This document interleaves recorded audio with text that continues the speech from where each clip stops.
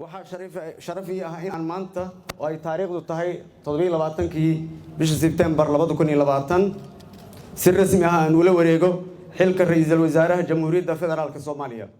Ra'iisul wasaaraha cusub ee Jamhuuriyadda Federaalka Soomaaliya Mudane Maxamed Xuseen Rooble ayaa maanta si rasmi ah ula wareegay xilka kadib markii 23kii bishan ay golaha shacabku siiyeen codka kalsoonida.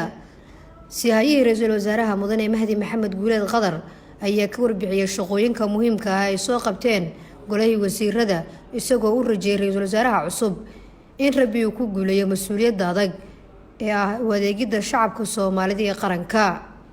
ballanqaadka madaxweynuhu waxaa ka mid ahaa sugidda amniga iyo arrimaha amniga sidii wax looga qaban lahaa dib u heshiisiinta dib u eegista dastuurka dib u habeynta dhaqaalaha iyo dakhli kordhinta sareynta sharciga iyo dib u habeynta hay'adaha garsoorka xoojinta nidaamka federaalka ah. Ra'iisul wasaaraha cusub ee Jamhuuriyadda Federaalka Soomaaliya Mudane Maxamed Xuseen Rooble ayaa muujiyay arrimaha mudnaanta iyo hortebinta u leh xukuumadda uu soo dhisi doono oo ay ugu muhiimsan yihiin amniga, doorashooyinka, horumarinta dhaqaalaha, cadaaladda iyo adeegyada bulshada. Waxaan soo dhisi doonaa dawlad tayo leh oo dardar gelisa howlaha mudnaanta iyo hortebinta u leh dalka si aan u gaarno guulaha waaweyn ee inaga sugayaan shacabka Soomaaliyeed. ballanteenu waa Soomaaliya oo nabad ah, siyaasad ahaan xasiloon, dimuqraadi ah, leh dhaqaale horumarsan, nabad ku wada nool dariskeeda iyo dunida nabad kula nool.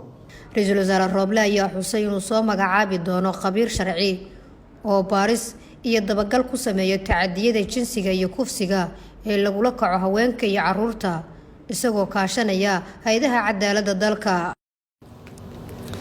si aan wax uga qabto tacadiyada lagula kaco haweenka iyo carruurta Soomaaliyeed iyadana mudnaanta koowaad ayaan siinayaa taasoo muddo badan lagu soo noqnoqotay.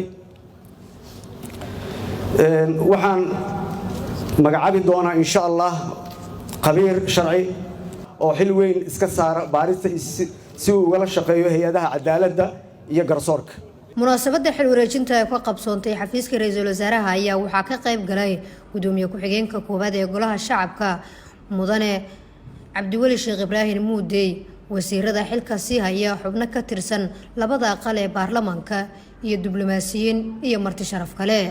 Nasr Bashiir Cali, warbaahinta qaranka magaalada Muqdisho.